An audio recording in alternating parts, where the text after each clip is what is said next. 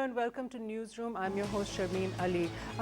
Now it's been 121 days since the lockdown and the internet blackout in Indian occupied Kashmir. The Kashmiri people are still suffering, and they're suffering with gross human rights violations over there at the moment. Arbitrary detentions, night raids in the middle of the night. People's children as young as 8, 9 years of age are being carried away by the military forces and detained, and the mothers are going outside the prisons and waiting to see their children, and they're not allowed to. And some of those prisoners have been moved around to different parts of the country, and under their Public Safety Act, they don't even have to have charges against those people in order to detain them and take them away at will. And other than that, there are reports of rapes going on, killings in the protests, pellet gun use again is being reported. And since the revocation of Article 370 and 35A on August 5th, it's been 121 days now, and now a recent article in the New Yorker magazine, as of this current magazine of the New Yorker, this current issue, the article's written by Dexter Filkins, who's saying that he actually managed to get into Indian occupied Kashmir with the help of local journalists and managed to speak to the people there, and it completely dispels the narrative that the Indian media and the Indian government is giving currently about the situation in Indian occupied Kashmir. So we're going to be talking about all these details from this article today, and we'll continue talking about it. It's a very comprehensive article, and somebody actually managed to get in there with the international media, so it's a big news and information there for us. So also now the US and the Taliban's fight against the Islamic State, ISIS, is continuing in Afghanistan, and this is despite the fact that there may be an upcoming peace deal with the Taliban, and even without a peace deal, there's indication that the US might reduce its troop presence in Afghanistan. And what will the future be in fighting ISIS in that region and for the subcontinent in South Asia as far as ISIS presence is concerned over here? So we'll be talking about that as well. We'll also be speaking about the current situation with the stock market, and also we'll have an editorial about another child sexual abuse case, unfortunately, that has come up. The Muzaffargarh police station has registered a case of a 6-year-old boy who's been sexually assaulted. Now, this is a huge shame for the whole country that our children are not safe, and there have been incidences in the past, and these are not being they're not being addressed properly, this whole case about child abuse, because whether it's neglect by the parents, or as a society we're not looking after the children properly, or whether our state needs to do more to protect these small children. We're going to speak a little bit about that as well. So that's very unfortunate indeed. But now I'd like to introduce our guest in the studio today. We have with us Major Ahsan Bashir, who's a senior analyst. Thank you so much, sir, for being with us today. Sir, I'd like to now address this article in the New Yorker concerning the current situation in Indian occupied Kashmir. Bismillah ar-Rahman ar-Rahim. Thank you very much for calling me and making me talk on this very important issue, which focuses basically on the Indian atrocities, which is continuing not only from today, but not only from the last 121 days. I would like to go a little behind that, and that is that atrocities on the Muslims of Indian occupied Kashmir had started right after the independence, and that is like since 1947, because their occupation is not legitimate occupation, because they occupied this state and this territory, and tried to occupy and suppress the very wishes of the people, those who are living there at the moment in Kashmir, because the right of plebiscite, the right of self-determination was supposed to be given to them. And that right has been negated all along these 70 years, and ultimately what they have done is, in front of the entire world, they have changed the status of the Indian occupied Kashmir. Now, the atrocities is in front of the whole world, and the world keeps looking onto it, and I would say that the world needed, the requirement or the need was of the hour that they need to be more assertive and more vocal, and they had to take the things on a very concrete and solidly they had to address it. Okay. But unfortunately, what has been seen across the globe is that people are not trying to address this very important issue, which relates to Southeast Asia, Yes. which is a flashpoint for everyone.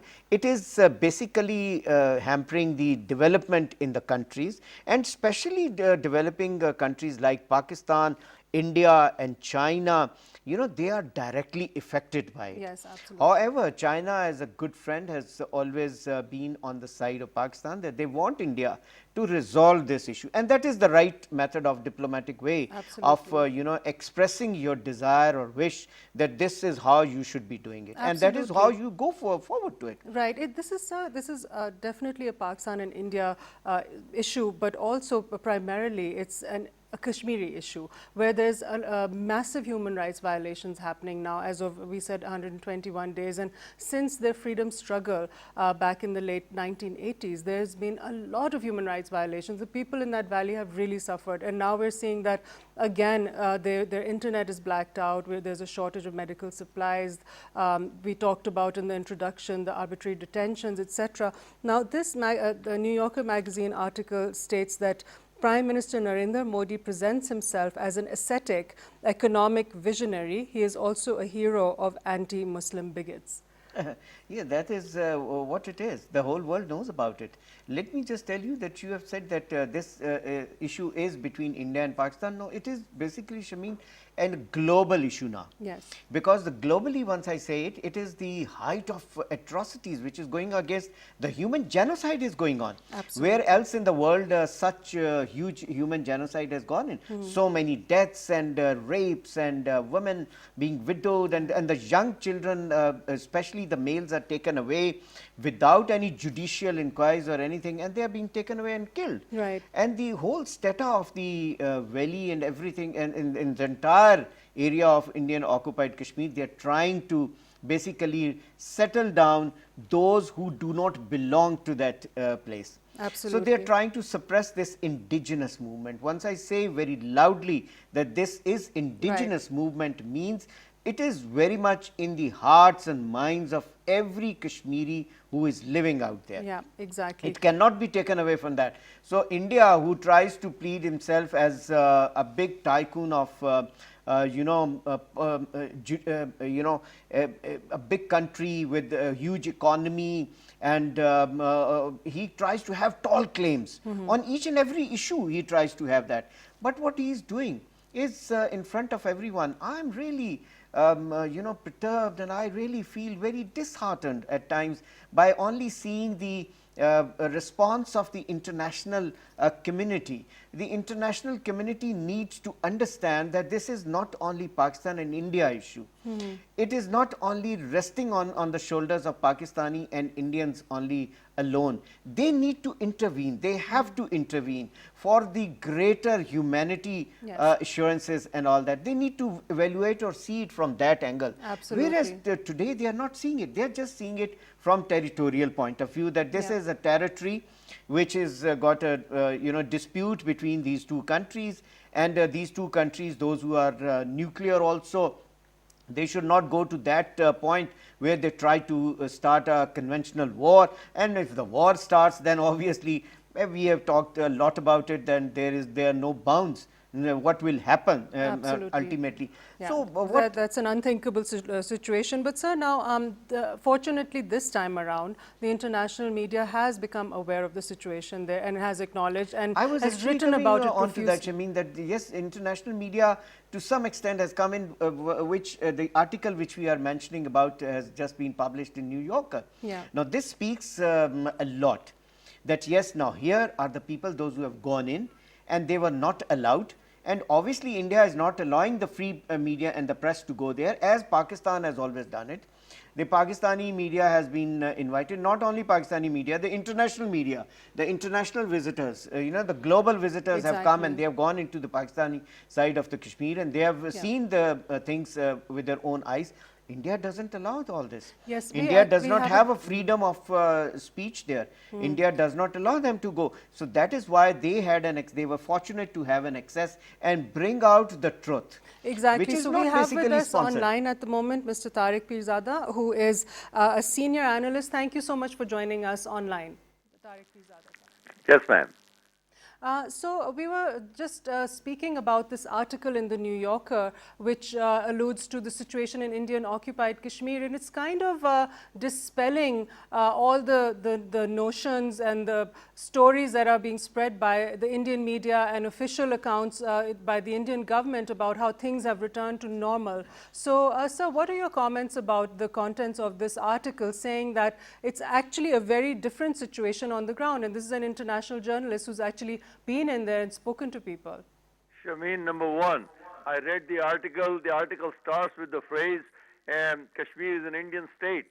And in the second and in the following paragraph, it again talks about Kashmir as an Indian majority Muslim state. So first of all, the Foreign Office must take note of that and launch strong protest. A very strong protest with the New Yorker that their columnist is calling Kashmir an Indian state. Number one. Number two, I read the article. Of course, it brings out the truth. Rana Ayub is a good journalist, and of course, Dexter Filkins also goes into detail on exposing the Indian hypocrisy on Kashmir. Remember, the problem is this, that because India knows that there will not be any ground reaction, any practical reaction from Pakistan, any semi-military or military reaction, and they have drawn the conclusion that they can get away with all the atrocities, all the injustice that they are perpetrating in the valley and around the state of Jammu and Kashmir, the Muslim state of Jammu and Kashmir, not the Indian state of Jammu and Kashmir, as the New Yorker calls it. So so I agree with the contents for the most part.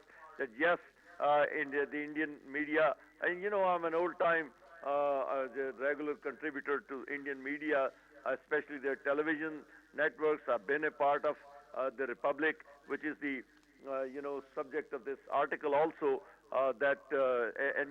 Arnab Goswami is the anchor who does most of this nasty job, and he spreads lies here and there around the country, and and around the world, that there is nothing wrong that is going on.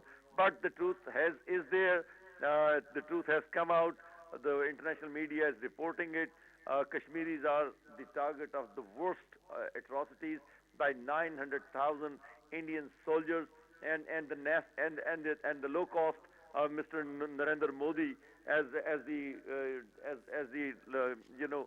columnist of the article, as the writer of this article tells us about Narendra Modi.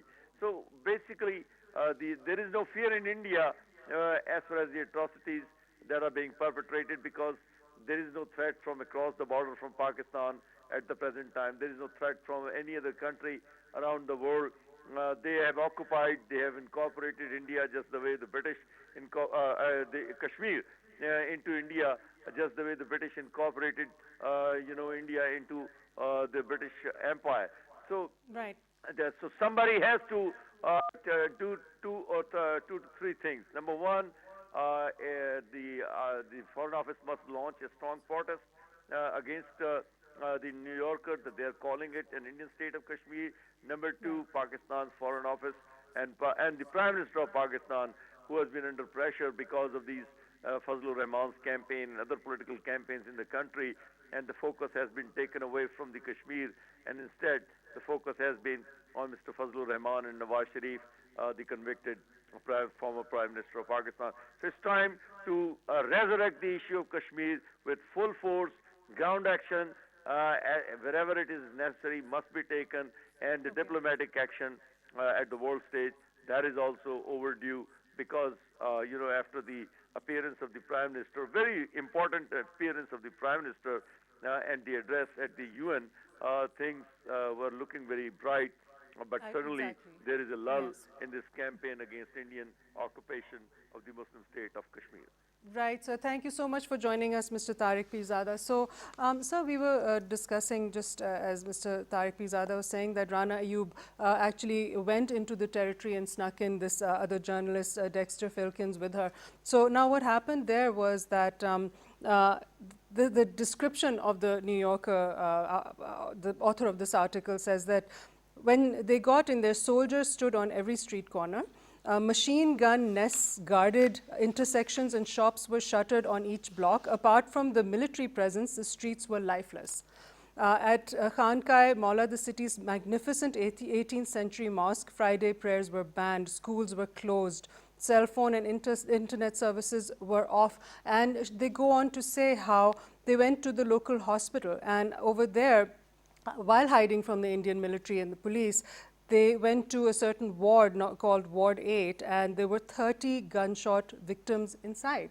And there were also people who were injured by pellet guns. So this is now actually first-hand account of what's happening, and nobody's allowed to go and see all of this there. Isn't it about time that the international community becomes cognizant of this is the reality? Your own journalists are going there and seeing this. There have been congressional hearings in the United States that have spoken about this and wanting access of congressmen and congresswomen in the region. Now what needs to be done? You're absolutely right that where the international community has to be cognizant of the situation. Yes. And especially after publication of this article, and that too not by the Indians themselves and in the New Yorker. Yeah. And the reality is being seen that, you know, she is, in the article this has been mentioned that only 30 individuals of gun wound were found in the hospital. The number is much more.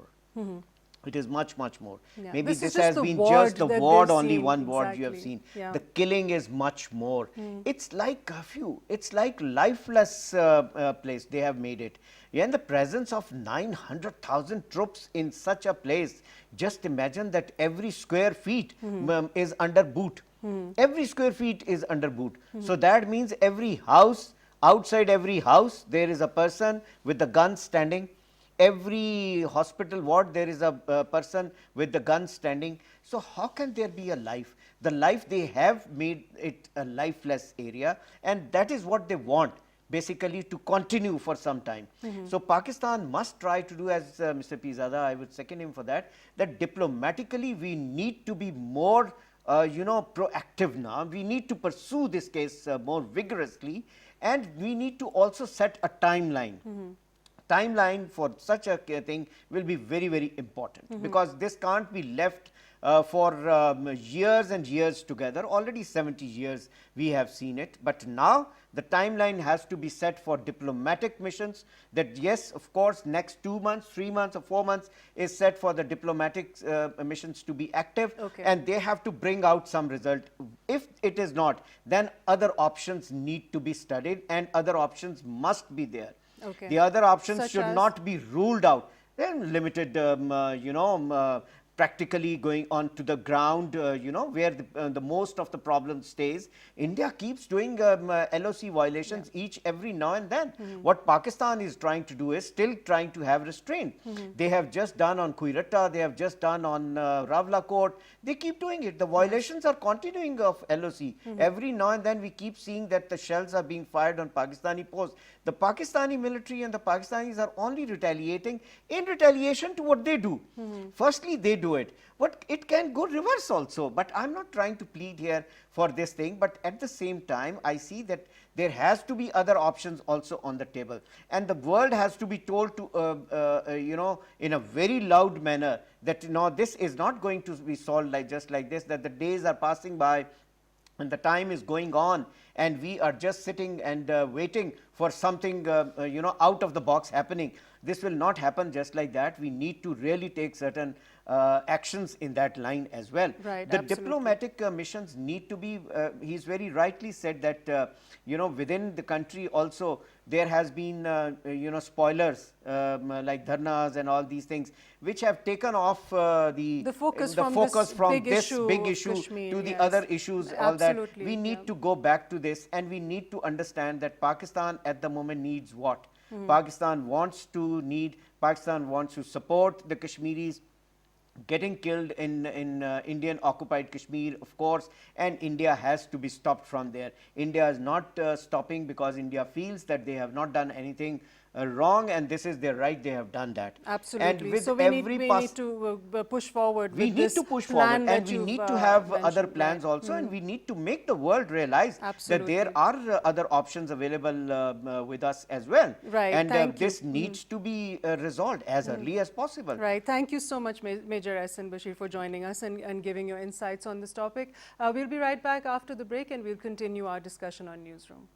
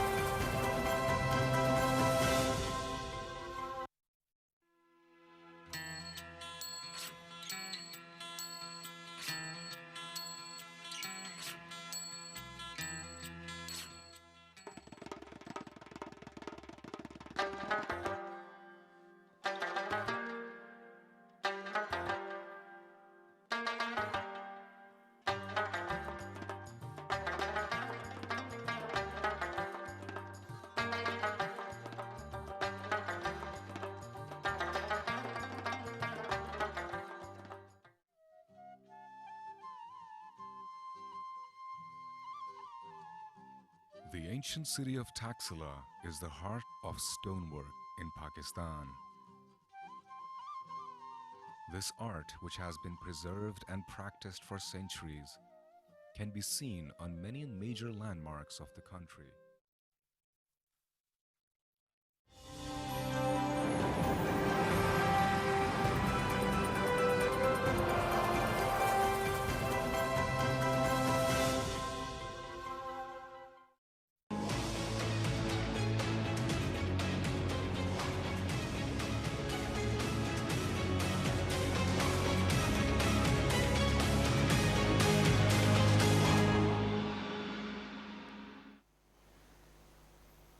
Welcome back.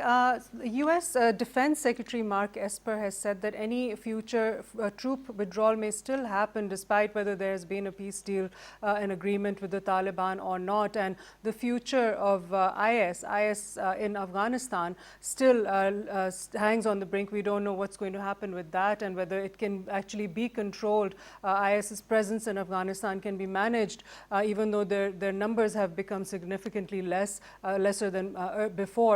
Whether the Taliban will still be able to manage that, and what are the number of troops that are going to remain in Afghanistan, and what this means for the region, which is very important for Pakistan as well. So we have with us in the studio to discuss this topic with us Mr. Qamar Cheema, who is an international relations expert. Thank you so much, sir, for joining us on the program. So, sir, now U.S. Defense Secretary Mark Esper's remarks that despite there being, it's not necessarily going to be linked to a deal with the Taliban, whether any future troop drawdowns take place in Afghanistan. So now the current number of U.S. troops is about 13,000, and the numbers that are coming out is that they'll be drawn down to about 8,600. So in your opinion, will that be effective enough to counter any remaining terror threats coming out of there? I think the American strategy for Afghanistan is that for long they have been thinking that we are not going to have a direct interaction with the terrorist organizations until and unless they are attacked. So if the American bases are attacked or if the American interests are attacked, then they will target. That was for the Taliban, by the way. For the Islamic State, they have been fighting very actively if they found any targets. But to the latest reports, but the Americans are saying that the Islamic State, the militants of the Islamic State are less than 300. Yeah. Many of the reports are saying. But definitely, we just have to see that that is an ideology. That is not, it doesn't depend on the number of the people. So if Al-Qaeda was an ideology, Islamic State, the people who have joined the ranks and file of Al-Qaeda, of the Islamic State, they're also an ideology. So we have to see that what is the capability of the Afghan forces. It doesn't matter what is the capability of the American forces, because one way or the other, the Americans have to leave. And the next year we have elections in America. and President Trump would like to have something for the American people that we have seen a drawdown in Afghanistan, and if Baghdadi has been killed back in Iraq, back in the Middle East, so here in Afghanistan, what is our approach towards Islamic State? So I think the military in Afghanistan is going to show something to the American people and to the White House. Right. Okay. So General Austin Miller, who is the commander of all the American and NATO forces in Afghanistan, he said that from their experiences in Iraq and Syria, what they found is that when you take away IS's major terrain, which has happened in the past in Afghanistan, they had taken away a large area of the Nangarhar province in Afghanistan from IS. So they found that their smaller cells tend to come up in different places in the country. Now, naturally, when the US troops withdraw from the region, you're going to have a Taliban government or maybe a united government over there with different factions ruling, parties ruling, but will they be effectively able to control the IS presence there? I think if you just look at the Islamic State in Middle East or Syria and Iraq is something else, and the representation of Islamic State in Pakistan and Afghanistan, particularly in Afghanistan, is something else. So we have seen that the Islamic State is basically a collection of disenfranchised Taliban, those who have not been in mainstream, and they have come in mainstream because they were not enjoying so much respect in whichever factions they were. For example, the Islamic State in Afghanistan have been working with some 10 other partners for ideological, logistical support, and they have been working with the local partners. So you have to see the ideology of the Islamic State. There are two basic ideologies. The one is to fight to go for the sectarian targets, and majority of the targets which have been in Pakistan or which have been in Afghanistan, they were sectarian targets, targeting the Shiites and targeting the other minorities and going for the Sufi shrines. That was the second one, was that they were targeting the government installations. So they were targeting government installations because they believed that the government is collaborating with America and the Western powers. So this is what. So I think the Islamic State from 2014 till 2018, they have targeted somewhere. The 62 targets have been to the government installations, and the rest of those have been to the sectarian ones. So we have to see that. I personally believe that we must not undermine the ideology.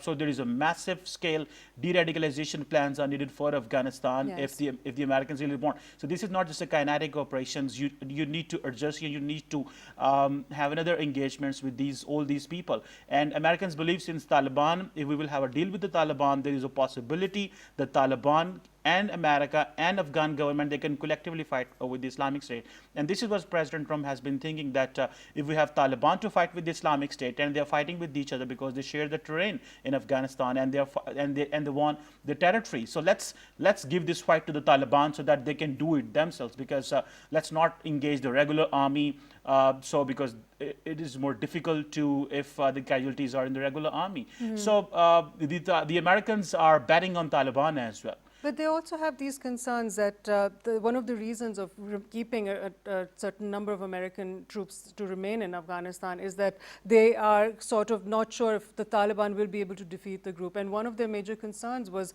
the number of recruitments taking place in the capital, in Kabul, and how a large number of the recruits are coming from the city's top schools. So we're talking about ideology here, and then you have the top schools churning out ISIS members. I mean, there's something very difficult to understand over there. I think what is important to understand is that if the top schools mean that it is the middle class people who are getting into this Islamic State, and don't forget that it was the Europeans and the British and the Americans and people from across the world who are coming into the Middle East to fight this the war of Islamic State, because they said that we are fighting with the Western powers, we are fighting with those stooges of the Western in Middle East. So the Islamic State has been established. So I think this notion has been there among the middle class, the upper middle class, even among the elite. If you just remember what happened in Sri Lanka, those people, those young boys who were involved in the bombing in Sri Lanka this year, they were all coming from the good families, who were among the top business community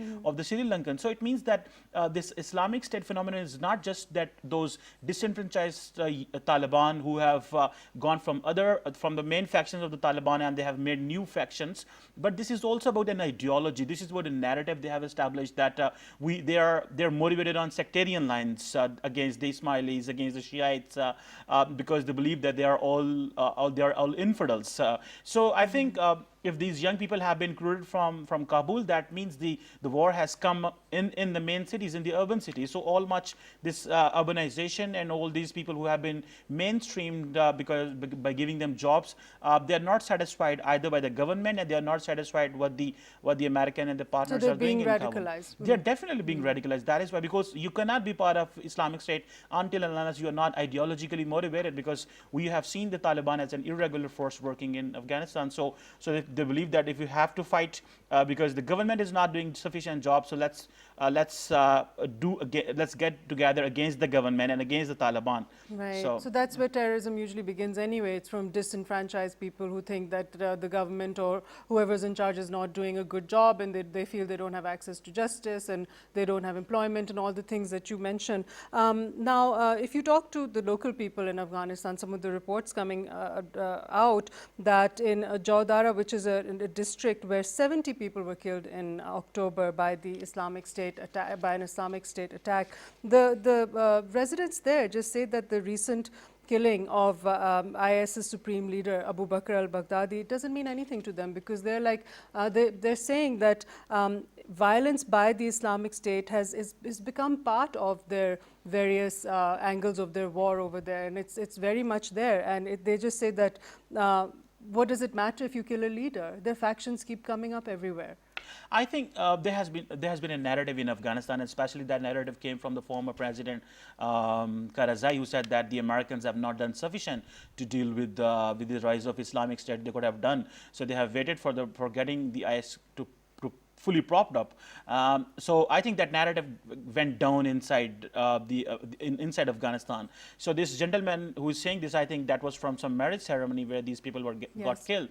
So I think they were Hazaras, and you need to understand that even if Abu Bakr al-Baghdadi has been killed, but there are people who have been working here and they are ideologically motivated, or they have been sidelined by the mainstream terrorist organization like TTP or like Al-Qaeda or by the Taliban. So definitely people feel that they need to get justice, and if Abu Bakr al-Baghdadi got killed somewhere else in the world, we need to find peace here. And I think the Afghan forces and Afghan government, they need to do a lot of work, and they must not be dependent on the Americans or the Resolute Support Mission, because they are here, so they need to take care of these Islamic State or Al-Qaeda. But I think that is there's a much of mistrust on the Afghan government, and especially of Mr. Ashraf Ghani, that the people are not happy because they are not getting a fair deal in their own country. So such kind of statements keep coming because it is the Taliban, it is the Islamic State, and both are more powerful than the state. And the state forces and Americans are not doing anything because they believe that the mandate has reduced after the 2014 withdrawal, which was under President Hamid Karzai. So I think the Afghan government need to do more, and they must not be dependent on Americans and the Resolute Support Mission, because now the Resolute Support Mission has certain limitations and they cannot go out on the streets and the roads. So it all depends on the police and the Afghan army, who have been trained by the Americans and by the other forces. So it all depends on the Afghan government, and such kind of a political instability in Afghanistan is not good for such kind of things, because such kind of factions will keep on propping. Exactly. Yeah. And now the link between IS in Afghanistan and in Syria. Initially, IS in Syria was offering financial support to IS in Afghanistan. However, now it's minimal, their interaction, but still with the situation in Syria with IS is dismantled over there, what is the risk of IS fighters from there coming and joining the IS in Afghanistan? I think this momentum has lowered and decreased. I think there has been an ideological support coming from Middle East, but I think the operational and logistical support has decreased, and the IS has tried to guard that operational and logistical support from here, from Afghanistan and from Pakistan. So it is only the ideological support they were getting initially, but the other supports got diminished. And I think especially this, the Islamic State has been dismantled in Iraq and Syria, so there are very less chances that the wave of new recruits will go. But I believe that these lone wolf phenomenon will keep on continuing, because there are people across the world, even in even anywhere. You just can't say, because if you find the Islamic State is also have presence in India. Pakistan has done a good work in eliminating Islamic State from of the Pak-Afghanistan border, because we have installed the wire now, and we have done certain operations there, intelligence-based operations.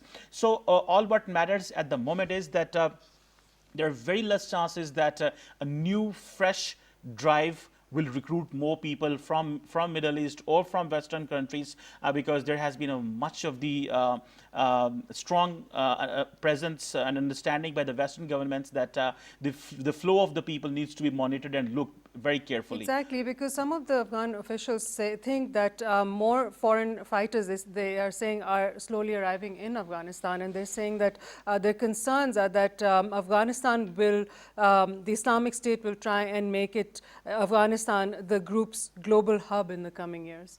I don't see that, because I think Afghanistan is losing that ground. The Islamic State is losing that ground, because the world has seen, especially the people in Afghanistan, Pakistan, and this entire Central Asian states, they have seen this position that neither the Taliban emerged as a global leader for the Muslims, nor the Al-Qaeda, nor the Islamic State. So these armed groups, they are no more solution for having, because they couldn't go for state building. You actually have a state building, and for this you need to have elected people who are being recognized as per international law and as per UN Charter by the global powers. So I think such kind of non-state actors, they don't have a future, and world have understood, and the peak of Islamic State in Iraq and Syria have seen that there has been no solution, and still the state actors are more powerful, and the sovereignty is more important idea as compared to having this transnational Islamic terrorist organizations, because they have brought a bad image and bad name to the name of religion. So let me ask you this: what is the threat to this region, to South Asia, to Pakistan,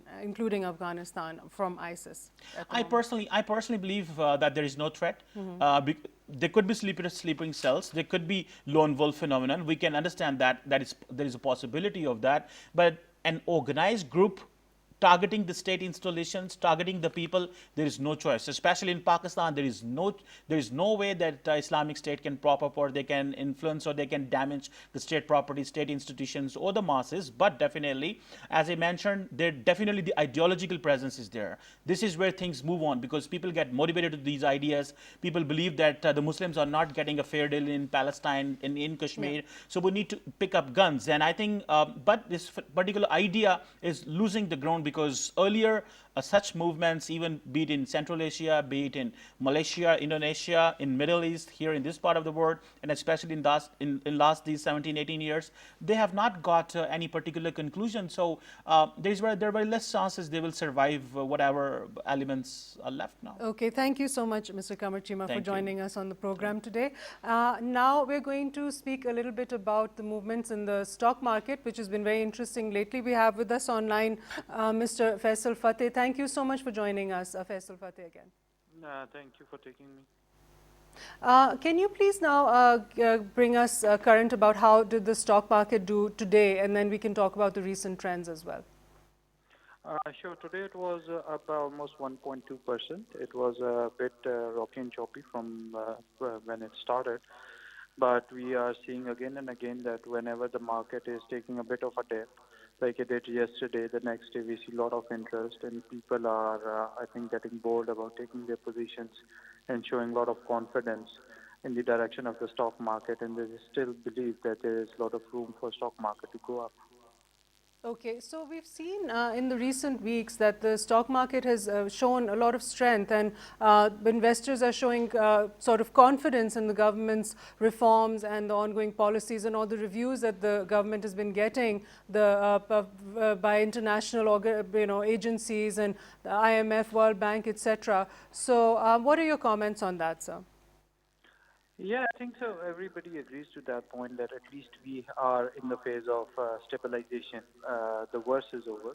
Even if we are not in the phase of growth, which might take another year or two, at least we have stabilized the economy, and the worrisome things like current account deficit and trade deficit, they are almost under control. And that is why we have seen Moody improve Pakistan rating from negative to stable, which was a huge boost for Pakistan stock market as well.